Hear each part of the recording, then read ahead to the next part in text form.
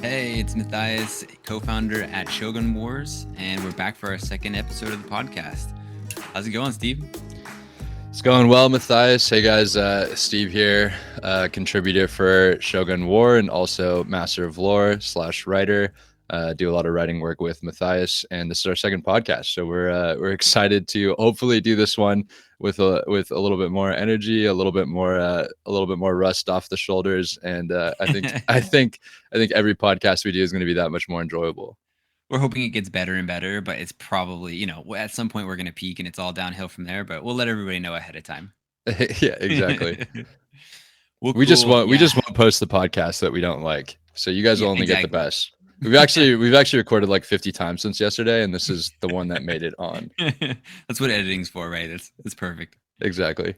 But yeah, man, everything moves so fast in crypto. It's like kind of ridiculous with Moonbird still going. Like, I mean, I honestly thought their floor was not going to hold up as well. Like I'm starting to FOMO a little bit, and I'm like, but 30 something, 32, 36 ETH, it's just ridiculous. Yeah, it's crazy. Actually, one of the articles that I wanted to talk to you and talk to everyone else about is this Moonbirds Analysis that was posted by Woo Blockchain. So once we get to that piece, I'll get into the nitty gritty. But yeah, no, it's pretty crazy that one, that floor price held up, and two, that I think it's basically doubled.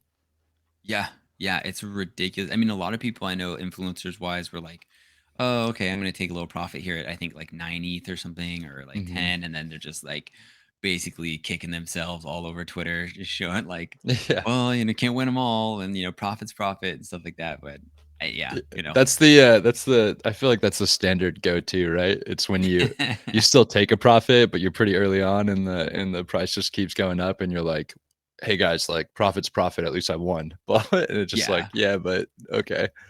I know there's an old poker adage. It's like you'll never go broke taking I think it's you never go broke taking profits or winning hands or something like that. And it's like, I mean, it does make sense, but I think it doesn't make you feel much better. No, it doesn't.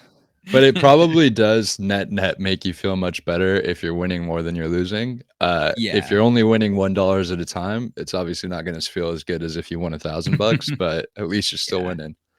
Yeah, somebody was talking about bet sizing in crypto and this kind of stuff, and it's pretty interesting that a lot of these like VC firms and big hedge funds and stuff like that will hire ex poker pros, because I mean, who knows good like how to bet, how to gamble, how to take a risk on large sums of money that kind of feel not real, Yeah, that is really interesting. I mean, it's crazy too. I mean, yesterday's episode was all about, well, I wouldn't say all about, but we covered Thales and their parimutuel markets, which is essentially just options. And it is glorified betting, and like, who better to get into the space than glorified bettors, professional bettors. Aren't we all degens at heart anyways? I think exactly. This is just unlocking the true degenerate in the average person, the average ape. Exactly, letting them run wild. So yeah, there's a podcast named The Average Ape. Oh, there we go. Yeah, we're still naming this, so if you guys wonder why there's no name, it's we're still in naming production. we will take name suggestions. However, we probably won't use them, but we would love to take some name suggestions. Just so we can shoot them down, really. That's the most exactly fun. Yeah, we just want to feel like we have some right to condescend. That's why you start a podcast. That's the whole point. Exactly. Well, cool. Yeah, you want to jump into one? One that I thought was pretty interesting, one article that I read that I'm pretty excited to talk about. Honestly, the more I read it, the more I was like, I feel like their mission really aligns well with Shogun War. It's called Ragnarok. Have you heard of it, Matthias? I haven't really seen it much. It's been like all over the place. Yeah, I feel like it's a really cool coalescence of a couple of the things that have gained a lot of traction. So for one, it's an RPG game, RPG Web3 game. There's 7,777, a lot of lucky numbers there. Ronin Zero NFTs that are part of this Ragnarok mint. So Ragnarok is the overall game, which is an RPG. You mint your NFT. They're all PFPs. They're like anime-esque PFPs, kind of manga art style. So that's what I mean by kind of leveraging two things that have gained a lot of traction. One being like anime NFTs. I mean, like Azuki and whatnot. And then The other leveraging this, like, I feel like the Web3 GameFi space is ripe for some RPG games, some true RPG games. Obviously, a lot of games can label themselves as RPG games, but until you really get to that RPG nature where you really do feel like there is a leveling mechanic, and that leveling mechanic actually makes you feel like you're better than when you started. It doesn't really Yeah. feel like an RPG to Well, it's me. hard for those incentives too, like to keep Yeah. it like little by little, but then layering on. Like I think people underestimate like how hard it is to then add. Like if you tried to add crypto over WoW, like I don't know that it would work out very well. Oh, it'd be, and it would just be excessively complicated too to actually make it, monetizable. Yeah, and I think the market's a bit different for people that are playing like true video games. Besides, Hmm. like I mean, we could get into costs and stuff like that for making an Yeah, RPG, yeah, but and I feel like you'd have to keep a lot off if you were doing like an RPG like WoW. yeah, for sure. I think that's probably going to be like the futures is not like crowding it all onto the blockchain, Hmm. but yeah, it's Yeah. going to be a while, I think. So, anyways, Ragnarok is minting on April 27th. I actually reached out to a couple of the guys there to see if I can get them on the podcast because they do seem their mission and their vision and even just like the tone that they deliver everything at, where they're very player centric and they're very diamond hand centric. Nice. They're not just trying to collect their money and dip. They don't want to rug us. That's At always least that, nice. yeah, that's the sense you get. I mean, you can talk as much as you want, but until it happens, you never really know. But Yeah. they're minting April 27th, so it's coming up. I've been in their Discord for some time now, even before reading this article. And a couple key takeaways that I really like about the project. One, each NFT gives you exclusive access to their game, kind of like Shogun War. They're all PFPs, kind of like Shogun War, and the art is definitely this like manga esque vibe. It pulls from a bunch of different creative pools, like anime, pop culture, other projects, etc. Hmm. Their in-game characters mimic the PFP, and their in-game characters are really cool. They're like, from what I can tell, when you go onto their website, the way that they show their roadmap, it's kind of funny because this sort of mimics Thales. The way that they show the roadmap is it lets you pick one of three characters, and whichever character you pick then sits like on this road.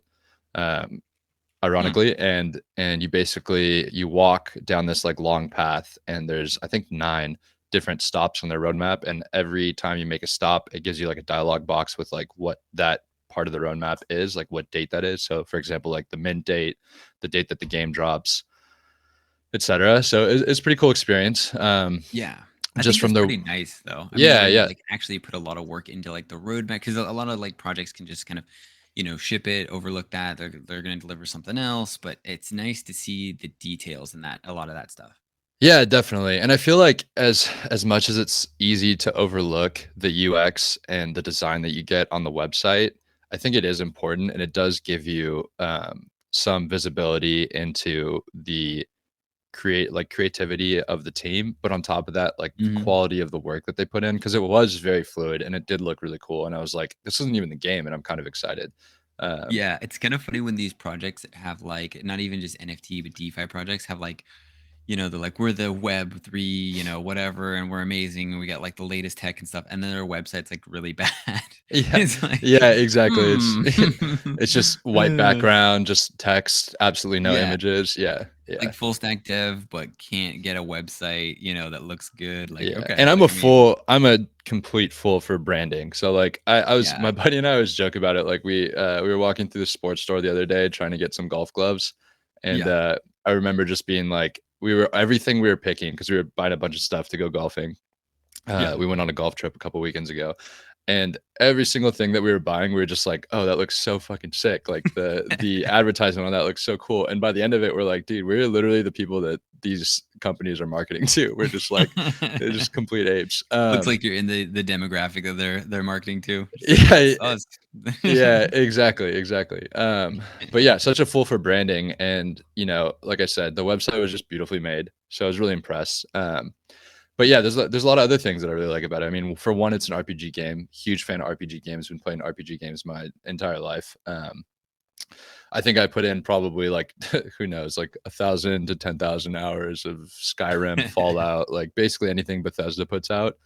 Oh yeah. And yeah, I mean, I played tons of MMORPGs growing up, and so it really appealed to my my inner kid. So yeah, it's an RPG game. You can slay monsters, loot treasure, craft, gain XP, level up, and choose and change classes. Hmm. And all of those things are kind of slowly rolling out, similar to Shogun War. Another Shogun War Yeah. plug.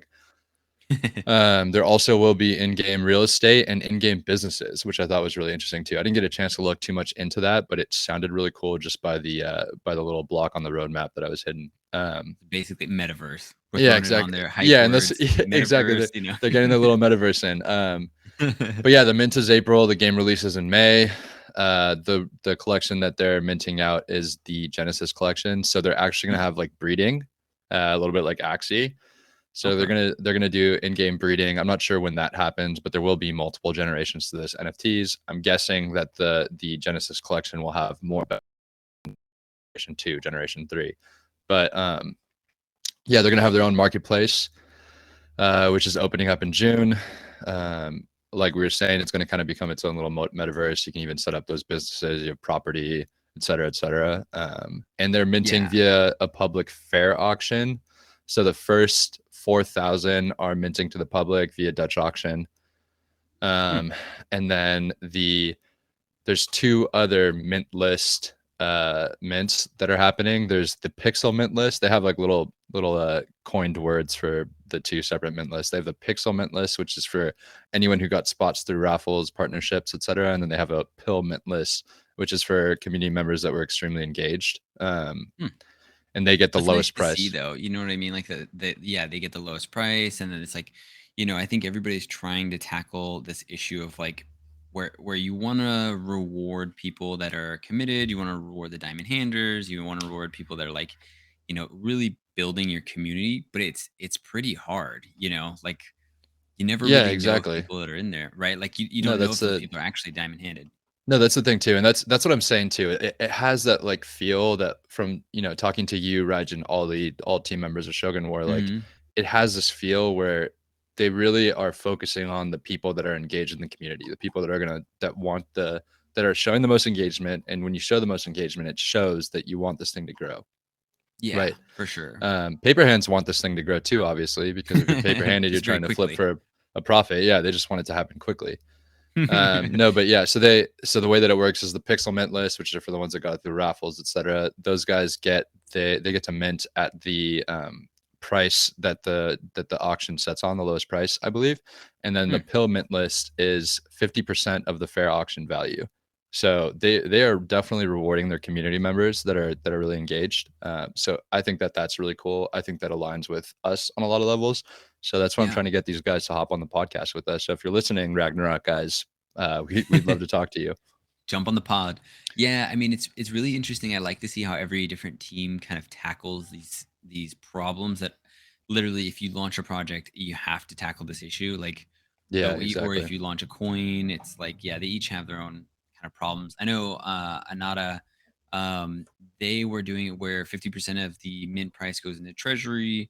And then basically you're all bidding. You're like bidding, but then everyone pays the lowest like accepted bid, basically like the floor price, Yeah, exactly. essentially. Yeah, I remember talking about that yesterday. Yeah, it's pretty cool.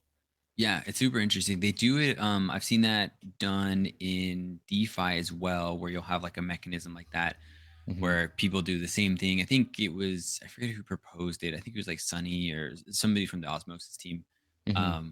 proposing something like that. Like basically the same thing where you drop a coin and you're offering, a certain amount of coins, but then everybody bids, and the lowest bid fills everybody's above that, and then you get refunded, above whatever you bid above the floor price. Yeah, it's an interesting mechanism. Like I'd have to kind of sit down and think through that, like what the because I feel like the driving force in any mint is psychology.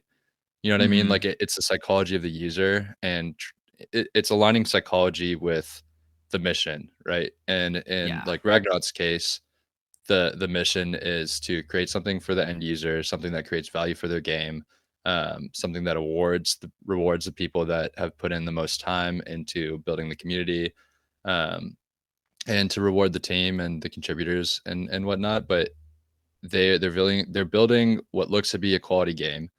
So that's their mission. And then Yeah. obviously like the psychology, you just have to think through like the psychology of doing an auction is trying to get the fairest. I mean, in my opinion, is probably trying to get the fairest value to your users, Yeah. like what people are willing to pay for it, which Yeah, well, establishing that value too, right? Like even yeah, with DeFi and coins and stuff like that, like you have a new project coming out, you don't even the team doesn't know what the token should be worth. Like exactly, it's kind of like exactly. yeah, And that's the thing too, is like the question of is a NFT floor more stable if it was minted through a Dutch auction, or is it more stable if it had a static mint? I mean, that's kind of the question, right? Something to think about.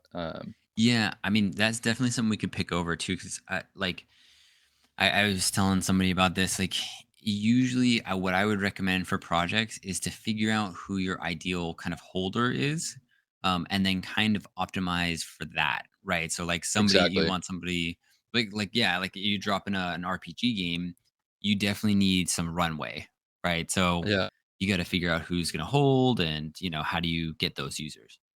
Yeah. One thing I was thinking of too with RPG games, and I'm not sure if this is a moat, is just like, you know how like towards the end, like let's say WoW's been running for like 5 years, right? Like we're going back in time, but WoW's been around for Hmm. 5 years. People are paying to come in at level 60 instead of having to start from scratch and whatnot. Like, is there a barrier to entry for people once the game's already reached a stage where a lot of the players are high level?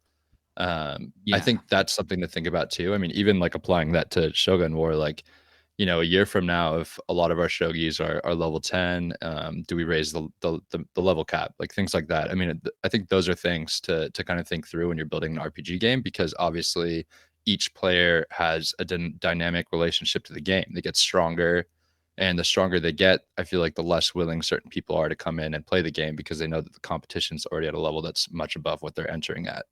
Yeah, for sure. I mean, I think that's definitely an issue. A lot of like solo games or different games, like even MMORPGs, like WoW and stuff like that, deal with. With ours, how we kind of chose to tackle that is basically you're put into a clan, so you're kind of not starting from zero. You can work in with a group that's already there, and you're Right. fighting with an army that's been fighting already. So you're not Mhm. going to get clapped like right out the gate. Yeah, So which a brings little into bit easier. question, like, the idea of tiering the contribution that players have given to their clan, right? Because it almost Hmm. doesn't seem fair to come into Tokugawa clan, a year down the line where everyone's already put in all this time to build the clan to be what it is and get the same rewards that you would get from being a day one member. You know what I mean? So that's Yeah. the other question, is like, how do you combat that so that that there's some sense of fairness across clan members? Hmm. And I don't know. I mean, I don't know what that looks like going down in the future. Maybe that's something clan governance will Yeah. decide. I think the way we were going to deal with it, but we're always kind of like brainstorming for new stuff, was basically like a each individual. Let's say there's 10 shogun and one is level 10, and then or in like 100 battle power, let's say, and then the rest of it just scales down like 9 and 90. Mhm. Um, the person with the highest battle power and the highest level, which usually just going to go together, or it doesn't necessarily, but it'll be basically off of battle power, like how much if you think of like how much you're contributing to a battle, that'll Mhm. kind of determine the amount of rewards. And that's just very realistic with like if you see in movies, like if somebody kills the other general or does really well, they're like given more rewards, and Mhm. so it kind Yeah. of scales really well. Yeah. No, and I think that's the right way to think about it too. Yeah. And And what so just to close off Ragnarok, oh yeah. the NFTs will be minted on ETH and the game will run on Avalanche. And that was the very last bullet that I had for my notes. So I was gonna say, because we're like, I knew I was gonna about to get distracted, so it's good that you actually brought it back. So we close. I know we like go off on tangents and stuff like that, but yeah. it's just More there's you so and I many talk things. to each other, the more I realize that you and I could just talk for 24 hours a day. Yeah, exactly. Like, I mean, I just think there's so many interesting aspects to NFTs as well. Like, and there's always something new, but I think too, when people start getting into the space, at first it's like, oh, they're just JPEGs and stuff like that, but you Mhm. realize they're like much deeper. But then if you look at it from like a protocol or like a project aspect too, it's like, should somebody that, like, let's say buys a Shogun that's really already decked out, like should they get as many rewards as somebody that like grinded or played the game for the whole time and then now their shogun's decked out? Like, are they an equal value user to the Right, protocol? and I think there Hard has to to be answer. something has to get burned, I think, if you Mhm. join if you buy later on, you buy a Shogun that's already level 10, it has the best weaponry, it has the best X, Y, or Z, like, something has to be burned, I think, to make up for that, but you're still paying for you're assumingly paying a premium for a better NFT, so there has to be something that stays, but I feel like there also has to be Mhm. something that goes. Or you just leave Yeah. it up to the person that's selling it. Like, I put in this much work, this is what it's worth. And when that person Yeah. buys in, they're getting the worth that you put in. Yeah, I mean, essentially, that's kind of what they're paying for too, is Exactly. like, they're paying instead and they're paying in ETH or money or whatever instead Mhm, of like paying in time, which is it's interesting though if you start calculating or start looking at like, who's your most valuable user. mhm, Um and other things like power users for DeFi protocols. Like it works that kind of very similarly in other protocols. Like I know a lot of people kind of bristle at it, but it's like if somebody has $1 million in your DeFi in Aave or whatever, let's say, and mhm. then somebody has $100 in Aave, like I mean, they're really not worth the same to Exactly. Aave, Yeah, yeah, you yeah, know. no, But it's no, not that's a really fair fun to point. talk about either for people that are like, well, some users are more worth or more valuable than others. Yeah. No one wants to feel like they're not as valuable as someone else. Yeah, I mean, it's a bit of an equality thing, I think definitely, but also like people, I think, do need to realize like in business, like normie business, like you have a client that spends with you or whatever 20 grand with you, and you have somebody that spends like 2 grand. They're just not worth the same. Like, do you? Yeah, yeah, exactly, you know? exactly. I mean, yeah, I Yeah. mean, it's like, sad to say, but it's someone like Cole on the Shogun War versus like someone who bought one Shogi. Like it's sad to say hmm that one person probably has contributed more to the game than the other in terms of, Yeah. how much they put into the game. But I hmm mean, I think I think. that's the battle that we're trying to fight, right? It's like creating Yeah. equal ground for everyone. Exactly. I think at the protocol level or at the project level, I don't think that there should be like special incentives Mhm. where it would let them get like a special advantage. Um, but then things like, oh, okay, well, we should have like we have, like whale support. Like if you have 100 shoguns, like it's just kind of a quality of life thing. It doesn't really give them like Yeah. an advantage. And So there's things like that. it should be about the quality of the capital that you put in, right? Not just the hmm quantity of the capital, like not just the monetary amount, but also like how much have you actually put into the community? Like we could name off like 10 people obviously in the Shogun War hmm Discord that have put in a lot of time and have actually built something that helps the community, whether that just be through dialogue or an actual mechanism. And that's quality capital in my mind. And quantity capital is like someone coming in and putting in a bunch of money. But a lot of times I feel like the people that put in a lot of money are also contributing quality capital as well. Yeah. Well, I think something to think about too is like money is not always worth the same amount to you depending on what time frame. Like, when you're a Exactly. kid, $20 is amazing. When you're an adult, you're like, this is not really that great. Yeah, Like thanks for exactly. 2 or 3 gallons of gas or whatever it is now. It's like, Yeah, you like know, 3 gallons of gas. It's crazy. It's like, I yeah. don't know, it's like $7 over here. Yeah, man, it's insane, but to like when you get funding like in a seed round, it's much more valuable to you than when you're raising your C or your Series A or B or C or whatever. It's like Yeah, it's you like, know, what does that capital allow you to do at that time? You know what I mean? hmm Like, it's not, $100 when you're starting something is worth a lot more than $100 when that thing is already a well-greased machine. exactly.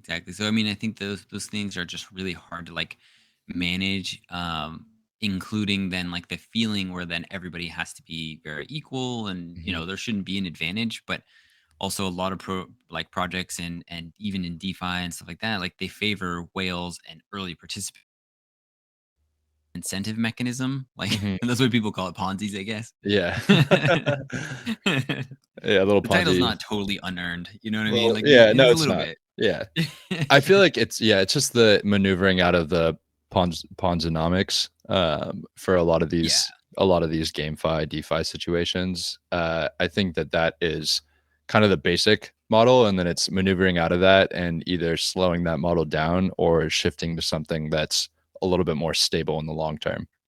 Yeah, for sure. I mean, I think I was reading, I read it a while back, but it's a book by, I forget what his last name. It's like Chris something, but he's like a We're gonna butcher FBI. the last name again, like we did I know. yesterday. I'm just gonna be like Chris H or something. I don't Yeah. know. Just make it up. Yeah. But it's not even a book. It was a magazine. No, the book's called Never Split the Difference, and he was like a FBI like hostage negotiator. No Have you ever way. seen this?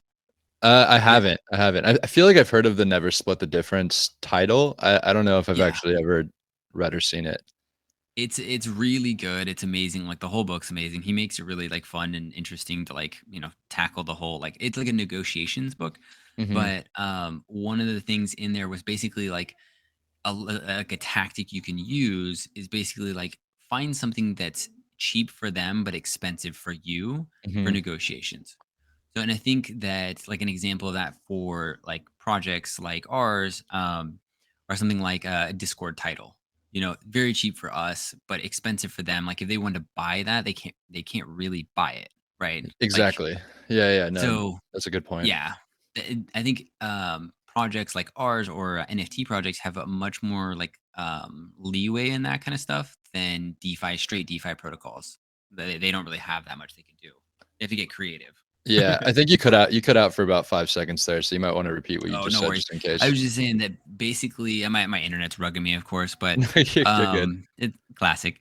But basically, like projects like NFT projects actually have a Mhm. lot more leeway on creative things that they can do that are cheap for them but expensive for the user, and Mhm. that make you feel like warm and fuzzy. Where DeFi projects have to get a bit more creative, but that whole niche right there, you have to get creative.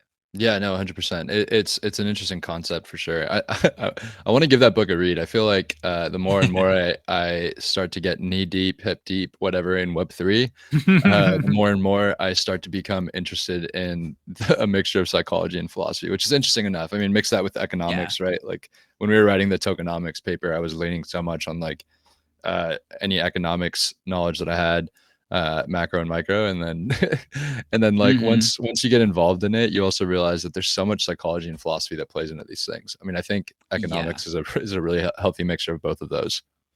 Yeah, for sure. I mean, I think too, getting into the markets and just getting in there and seeing like, thinking about actually releasing something, Mhm, you kind of have to see what's workable too. It's like even if it's an economic principle or a psychological principle or something like that, like if it doesn't kind of work in the markets, like then it's mhm. like, oh, I mean, it's probably just not workable. Like it just doesn't really make sense, like Yeah, yeah, I know what yeah. you mean. Do you wanna touch on one of your articles, or what do you wanna do? Yeah. I had one here that I was actually really interesting. It was actually the Sigil Fund's letter to investors. Mhm, And there was a really cool part actually. I won't go through the whole read their whole investor report, but there was a part in there that I think is really interesting for people if they like the macro and just like technical like tech innovations. mhm, There's actually something. So I'll read this part though. It's like in economics, the Joven's paradox, sometimes Joven's effect. Actually, I'll just summarize it for everybody. But basically, as technology advances, the use of the technology can increase to where it nullifies the, uh, the drain on resources. So like, oh, we're better at planting crops, but now we can feed more people. So now more people are eating more. And so now it doesn't really make it cost effective, or it doesn't make it less expensive. It kind of just evens out. mhm. I see what So you're they're saying. talking So about that with it's kind of this yeah, idea where, like, as something becomes more powerful, as we start to make a process more efficient, and the output goes higher and higher, it doesn't necessarily become more cost effective because now the demand is also growing parallel. exactly. Yeah. And it's like, Interesting. okay, well, it's not really any cheaper because a lot of these tech things are like, oh, well, and sometimes it does, but like wind energy now, it's cheaper than it was before, or solar is cheaper than it was Mhm. before. But now I people feel are like just using such more is electricity. I feel like such is true specifically in areas of necessity, right? Like we're talking about Hmm. energy, we're talking about food, like in those areas, I feel like that's true. Yeah. I think like there's always a case where demand will kind of stagnate even like regardless of what the supply is. Yeah. Yeah. I mean, probably too, like where it's like, well, if, energy was so cheap, there's probably things that would open up maybe. I don't know. Mhm. Yeah. I mean, some of it you can imagine scenarios where it's like, oh, now it's way cheaper to run Bitcoin mining things. So now you're like, well, I'll just get a couple more Bitcoin miners. Or, electric cars are now super cheap. So Mhm. then it's like, okay, well, then you start using electricity for more appliances or more things like, Mhm. it's just, it's probably like the people side of it too, you Yeah, know? yeah. You think you get deep enough into any economic principle, and your brain starts to hurt a little bit if you're not on paper. People are just looking for ways to break it and stuff too. Because I mean, like Yeah, exactly.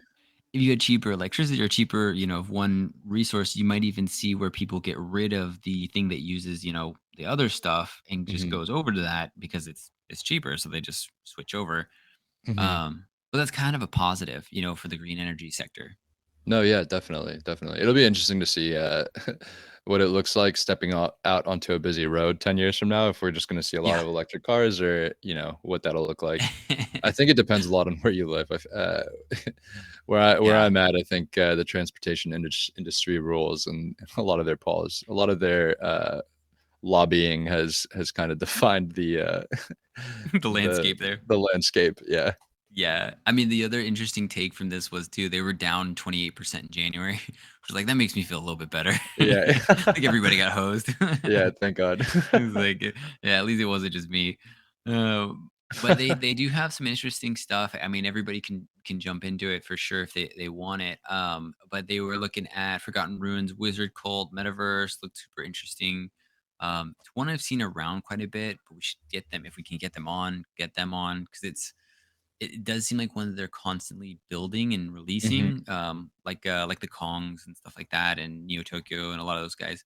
But Awesome. yeah, it just seems really interesting, but I haven't dug into We'll take anyone on this podcast.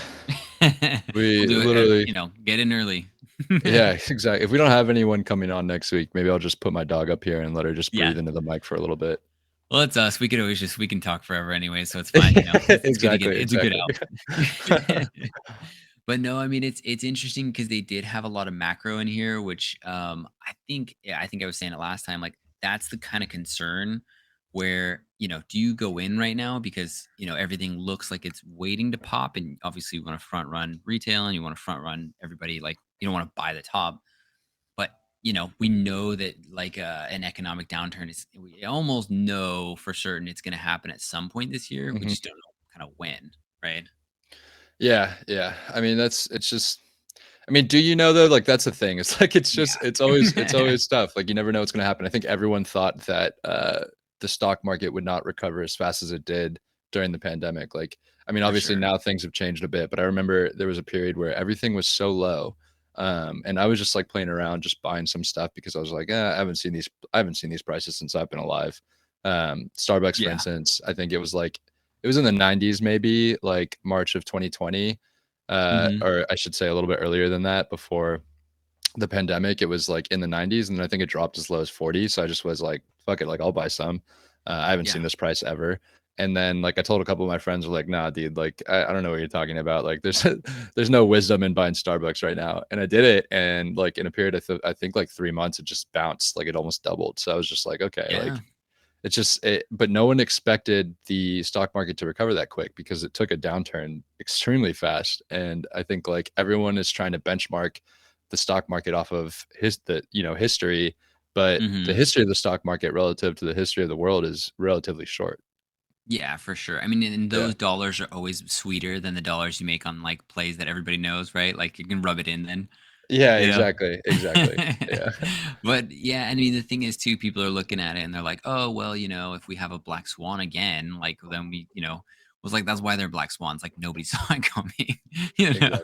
Exactly. So, it's kinda hard that way, but, I know a few people, I was on this VC podcast I was looking at, I think it's called All In Podcast, but they're saying like famine is basically it's coming because the region that the war is happening basically that's a major planting region, and the other side to that was basically it's going to hit Europe much harder than it will the US, Hmm. and China probably won't be affected at all.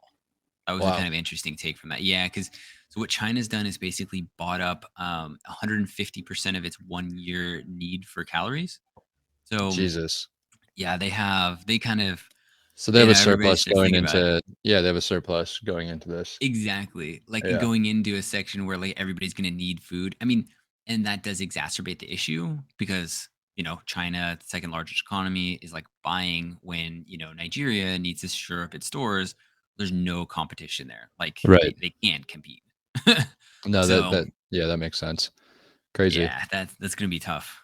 I don't know. So I don't know if we'll see, but we could see, like in people too, they overblow this stuff, they blow this stuff up like so much where it's like, oh, this is gonna be crazy. And then, you know, nobody is like, it's like looking at fully diluted value on coins. It's like, is anybody Mhm. looking at that? Like, you know, Yeah, I mean, these like, things are conjecture, right? Like it's, yeah. you're gonna find someone with a completely opposite prediction, any place on the internet, and whichever way it goes, if it goes left or if it goes right, like someone's gonna say, "Oh, I thought it was gonna go Mhm. right." Someone's gonna say, "Oh, I thought it was gonna go left." Whichever way it goes, like that prediction is gonna be the prevailing prediction. Like, "Oh, we saw this coming," but in reality, like the conjecture was split half half. You know what I mean? Yeah, for sure. I mean, and there's always like the other side of that argument is that basically like now it's going to shore up America's depend not I mean it's going to get rid of America's dependence on foreign economies. Hmm. So we're going to have a lot of redundancies in the US, which is good for us long term, of course. Um but, we could see that where it's like, well, of course that was going to happen. Like the US now takes care of the food shortages because Bill Gates is the largest farm landowner in the Hmm. US. Like, well, somebody saw it coming. Yeah, To, you know what I exactly. mean? It's a little Yeah. like, yeah, there's always like two sides to it for sure. Or more sides than two. Fuck it. There's like 10 sides. Yeah, it's literally a Dungeons and Dice dice. It's Yeah, Dungeons and Dice, exactly. Dungeons and Dragons dice. Dungeons and Well, dice. Dungeons and Dice dice. No, it's a it's literally a D&D dice. You got Double the that dice. yeah, you got that 20-sided dice that you're rolling every time something's Exactly. about to happen. Here as investors, like roll that D20, you hit a one, back it up with a one. You're just like, all right, you're broke.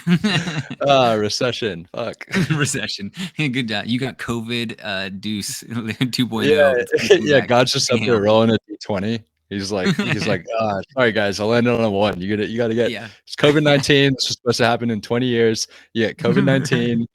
This Yeah. Australia is gonna be set on fire. Like, good luck for the next Again. 2 years, guys. Oh, also, Yeah. by the way, Russia is going to try to invade Ukraine." World War Three. Yeah. Yeah. Yeah. Yeah, I mean, there's so many crazy things that could pop off. It's like, but then then you get moonbirds coming out of nowhere too. I mean, not nowhere, but it's like, who would have guessed they would have done 100 million or 150 million by now in volume in a Yeah, month? it's crazy, and that's a good segue into my article. Hmm. If you were done talking about Let's yours, I do can. it. Let's seg it. So the article I read was a Moonbirds analysis by Woo Blockchain. So they posted a Moonbird analysis with some pretty meaty metrics. It was actually really cool. I liked reading it. Another full of branding scenario where I was like, damn, like another like it's a mixture of being a fool for branding and also just like a data nerd.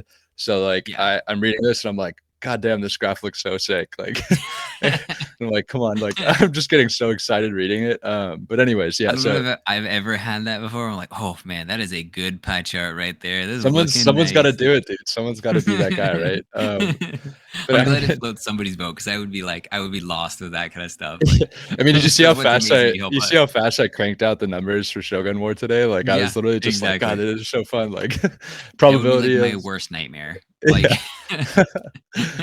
But anyways, yeah. So there was some pretty meaty metrics in lingo, and I just wanted to break down for the audience, but also talk to you about it because it yeah, got me pretty excited for the project's potential growth. And I know you're FOMOing right now, so I'm sure you'd love to hear this. I You're know.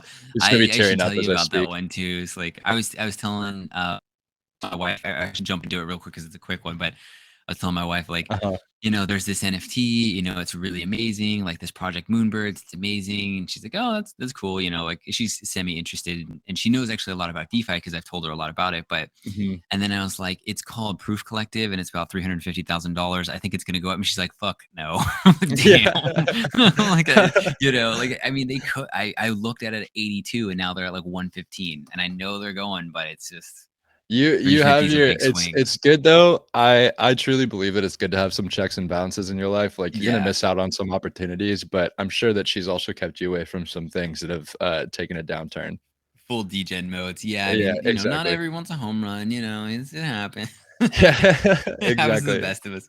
exactly. But yeah, no, it's super exciting though. So yeah, that was Hopefully, the my lesson you good learned from story. that was not to listen, like, was not to not listen to your wife, because I'm Yeah, sure that, exactly. If it goes up, it definitely is. I'm definitely bookmarking that one. I'm like, well, you remember that last time, you know? I'm sure she'll appreciate it. Yeah, remember that last time when I told you I was gonna spend 350 grand of our money Yeah. on Like, Fruit Pass? and it could be we could have, an extra 50. Well, I saw it at 82 and then it goes the real FOMO. I see it at 82 and it goes to 115 in a day.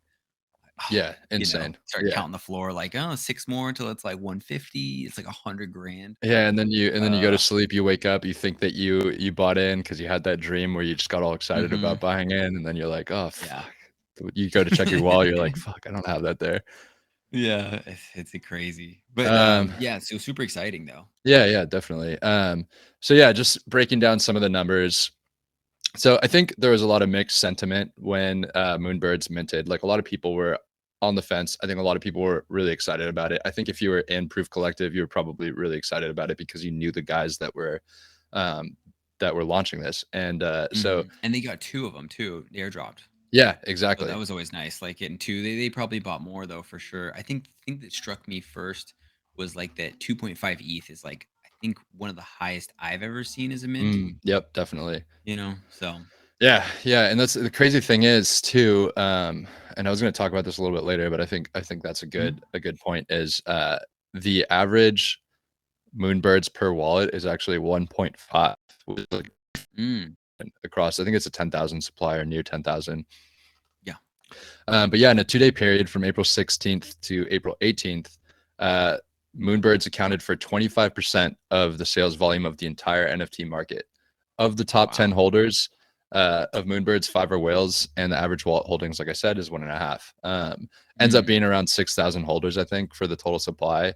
It had the highest single day trading volume recorded in NFT history. 4 days into launch, the collection is already surpassing the 7-day trading volume of any blue chip NFT. So I I know, think I heard a little bit of the Zookies. I was like, "You're coming back. We're coming back, Zookies. No worries. We're not getting flipped again, when we got flipped." Zook Boy's going up, one moon. Yeah. Um, but yeah, no, it's crazy. I mean, their market cap rate rank is in the top 10. Daily average trading price has nearly doubled. I think it's gone more than double. This is probably, these might be old Yeah. numbers, but it's kind of crazy. And the price increase and whale participation trade off has kind of seemed to point towards whales facilitating some of that price increase. Mhm. But what's new? Yeah, And exactly. yeah, exactly. And 92.8, I'm getting down to decimals now. Thank you, Dewey Decimal.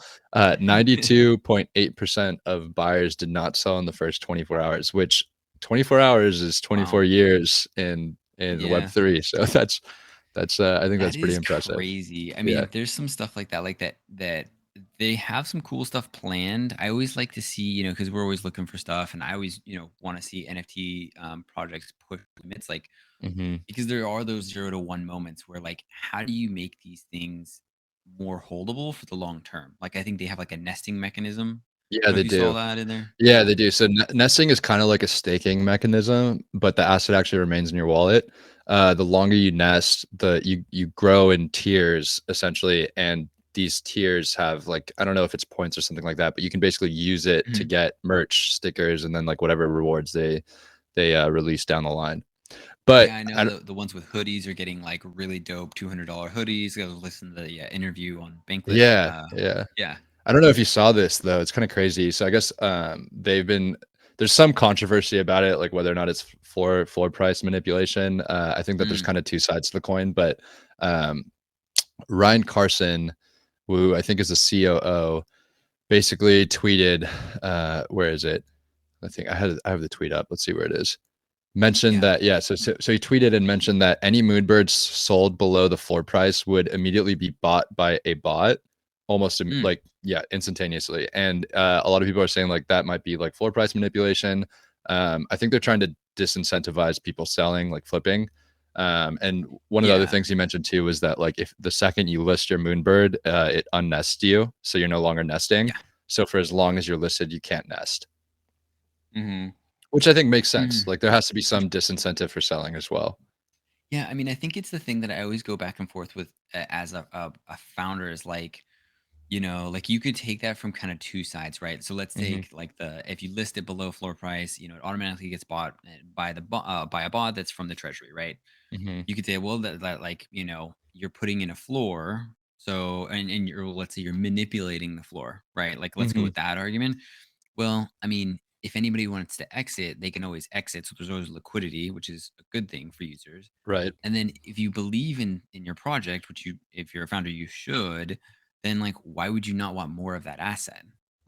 No, Like, exactly. Yeah. you know what I mean? So then it doesn't really make sense from that side. But then I can see people like, oh, well, they're propping it up or wash trading or that kind of stuff. Like, yeah, I can't, yeah, I could see it, but There's yeah, like I said, I mean, there's two sides to the argument. Definitely, I don't know which side is right, but I think that there is some legitimacy in both arguments, and I think that both mhm, arguments are logical. I think it really is just going to depend on the intentions yeah. at that point, but attentions intentions don't really make you money, right?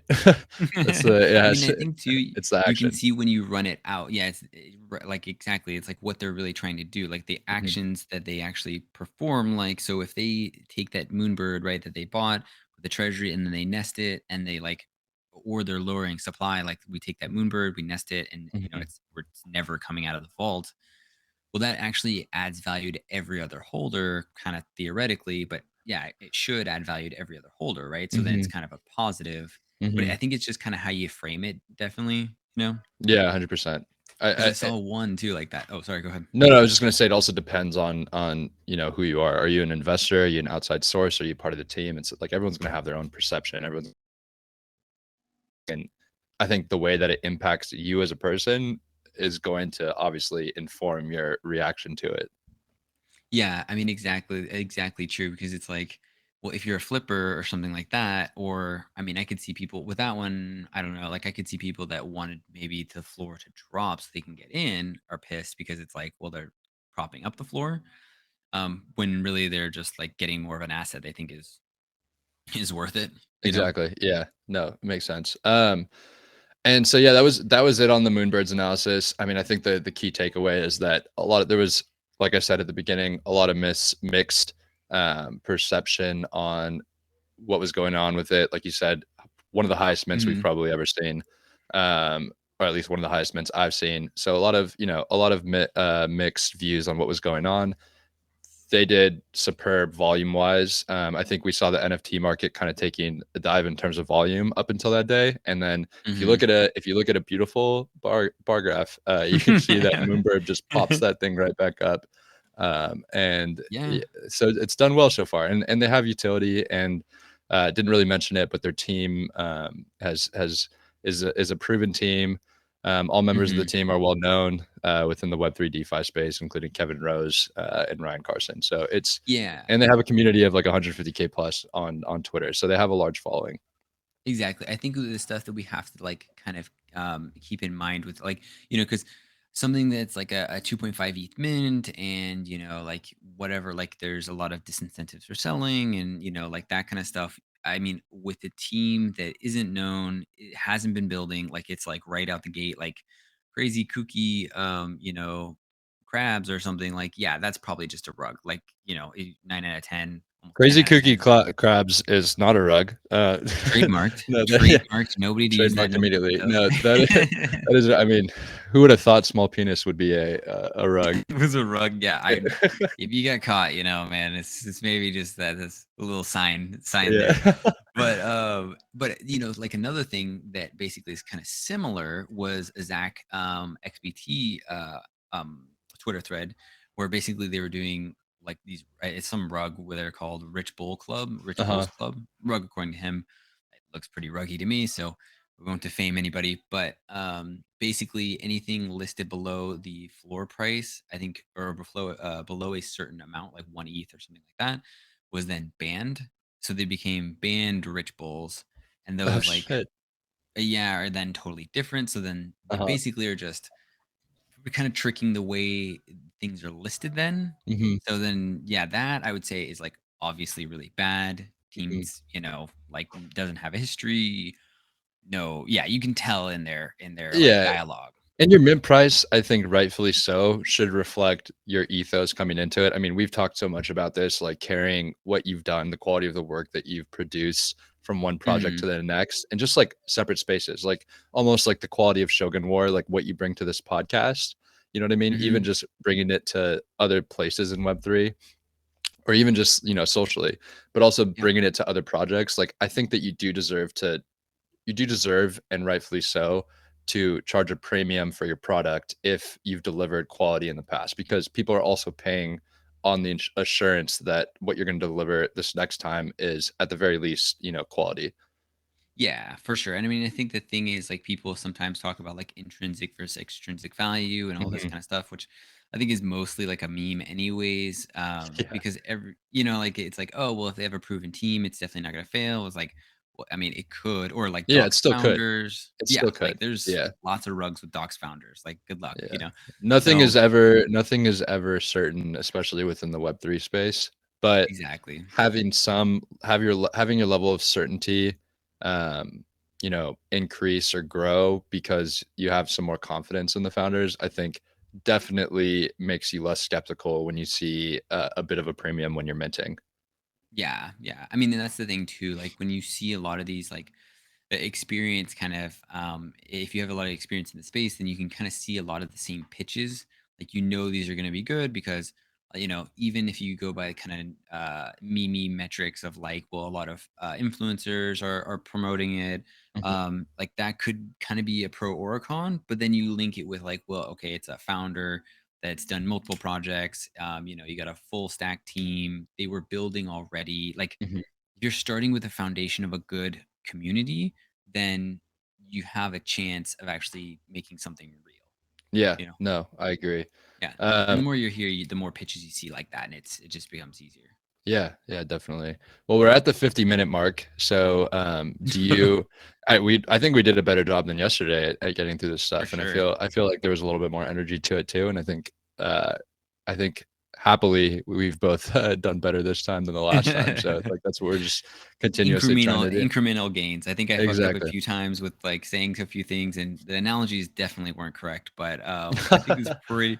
I think I got most of the stuff. There was one I was gonna say. I think it was in the sigil report too. It was Mhm, interesting that I know a lot of people kind of think like near is a meme and mhm. that kind of stuff. They were putting it in as a solid bet. I mean, they hold it in their portfolio, so take Yeah, that with a grain of salt. But um, that is interesting I'm a because little I have kinda seen a lot of content, especially on, like, Twitter and yeah, even Discord where, like, people are memeing near. exactly. And I know somebody put out some like long thread of like about near and stuff like that. But like I think it was the same thing, very appropriate for Moonbirds. Like something is going to be the catalyst, Mhm. either up or down. Yeah, You know. 100%, and it's like what we were talking Like about too, like, you're always gonna have differing perspectives, especially, like, when you're talking about investing, like, someone's gonna be pro, someone's gonna be con, and, the way that it ends up, whoever was right is gonna be the prevailing argument.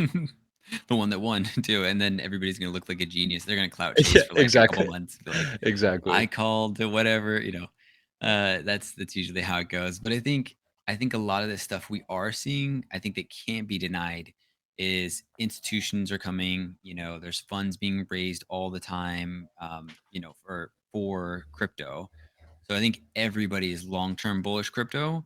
Yes. It's just you know are you going to dollar cost average when it looks like we're going to zero? I think is like the question people have to ask themselves. No, definitely, and it's interesting too. I mean, I remember the first spaces I hopped on with you guys, like, that was one of the points that Hmm. we talked about is, like, what does the Web3 space look like once, the corpos are here, the suits are here? Yeah. Like, what's that gonna look like? Are they gonna have a team of, like, quote, unquote, "traders" that are just, playing Bridge World for 8 hours a day and Yeah. farming and questing and whatnot? Or, like, is it just gonna be strictly within the DeFi space? And we're starting to see a lot of NFT/crypto funds popping up here and there, that are putting a lot of money into different projects. So, I mean, it will be interesting to see what the space looks like even, like, next year with so much Yeah. corporate involvement.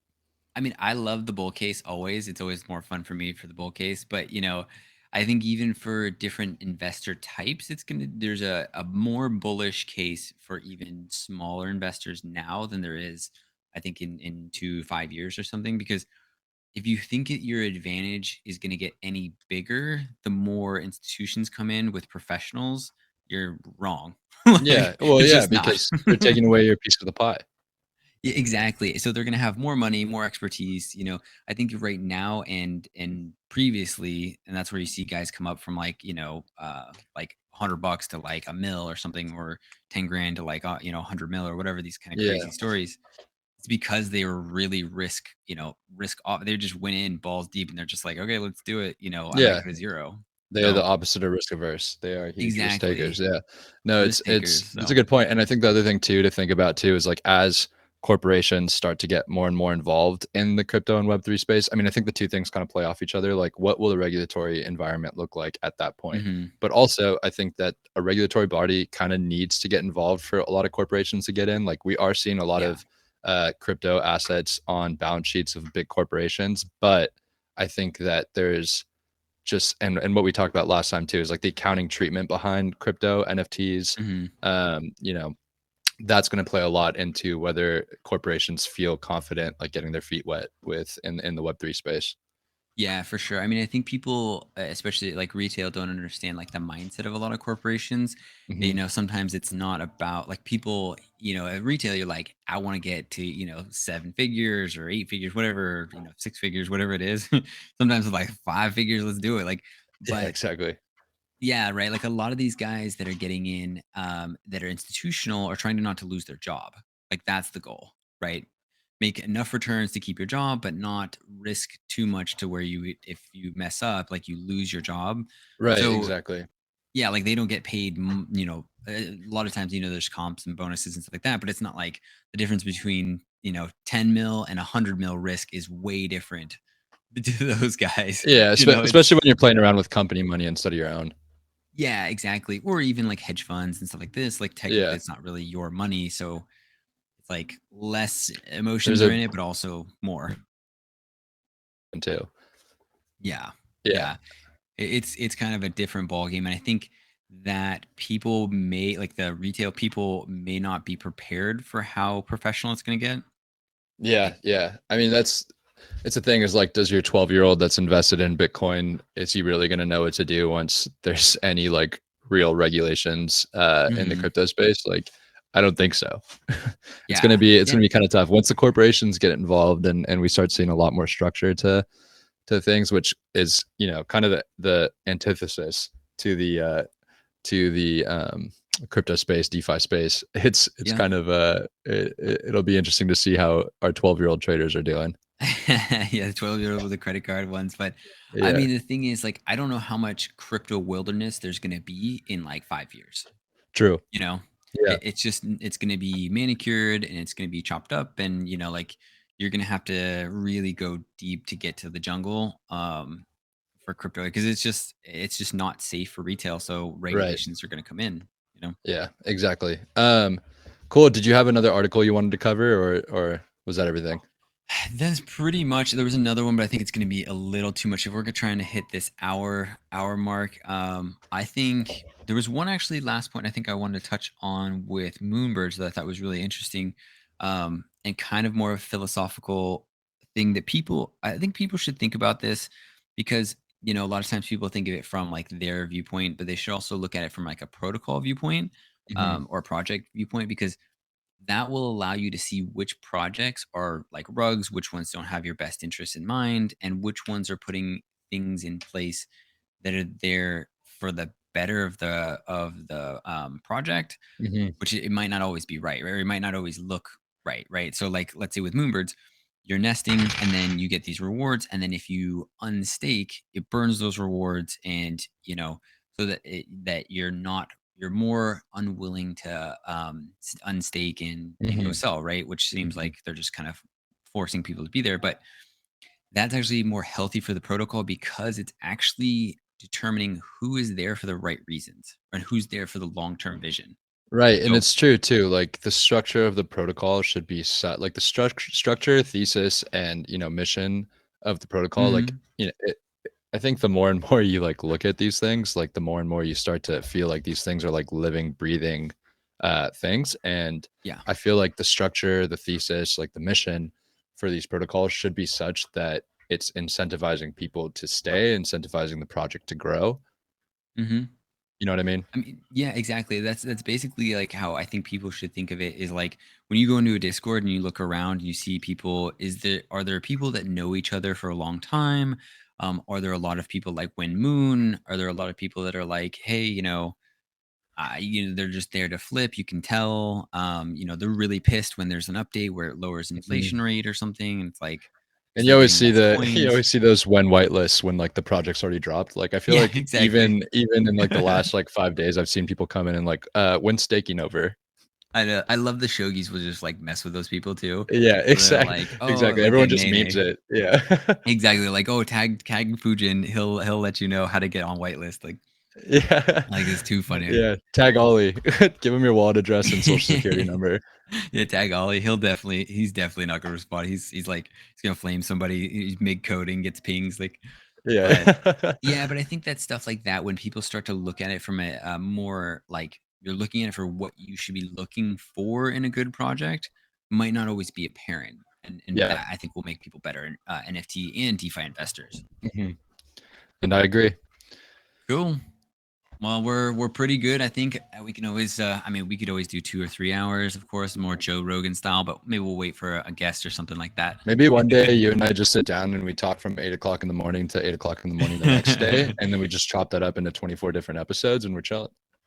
It's easy. Then we just publish. Just put it on a schedule and just ship it. Yeah, just one day a Each. week. We just record for the entire week. We do 24 hours, and then the Yeah. rest of the week, all we got to do is edit and publish.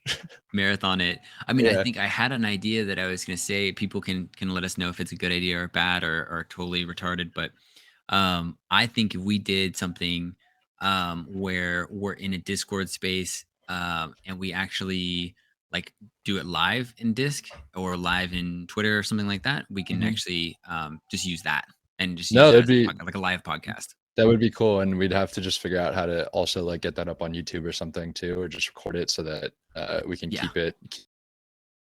yeah, I think it'd be cool. No, I like that. And another idea I had too, Matthias, that I think would be Yeah. pretty cool is like every now and then maybe we can do an episode where it's just a 15-minute episode and we just literally just shoot from the hip. We just talk about what's happened in the Mhm. NFT space.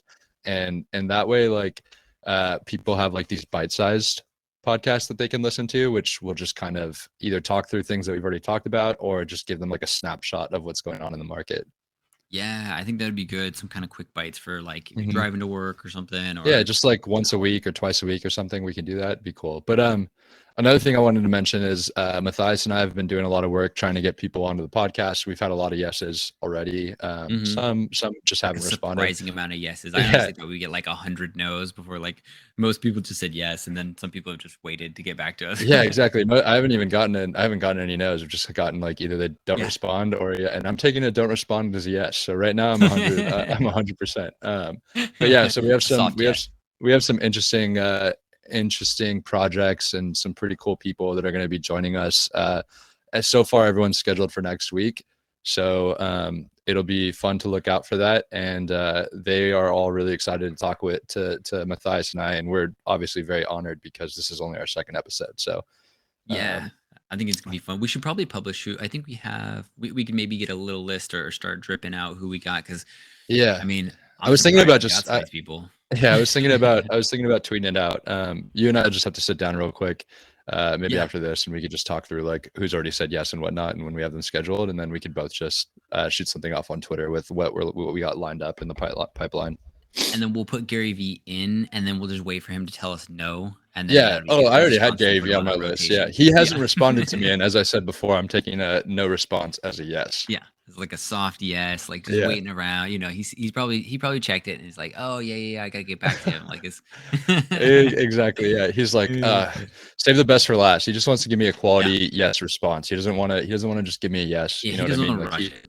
yeah, That's he wants probably what to it tell me how honored he is to join our podcast and how much fun he'll have. And he's actually probably going to also ask if he can be a co-host on the podcast and yeah, just join that's us regularly. that's probably it. But I really want to get AJ on. I don't know if we'll be able to get either of the Vaynerchuk brothers, but he does have a Shogun, so we have a shot. Yeah. But he does have his new project out, VSP, and it's Vayner Sports Pass, and I'm in there, but it looks pretty cool. but Yeah, maybe we can get him on. that would be a lot of fun. Yeah. Sweet. Well, thanks guys for listening. Matthias, you have anything else you want to say? Like, I had a great time. I had a great time last time. I had an even better time this time, and I feel like every time Yeah. we do a podcast, we're just gonna love talking to each other that much more. I know.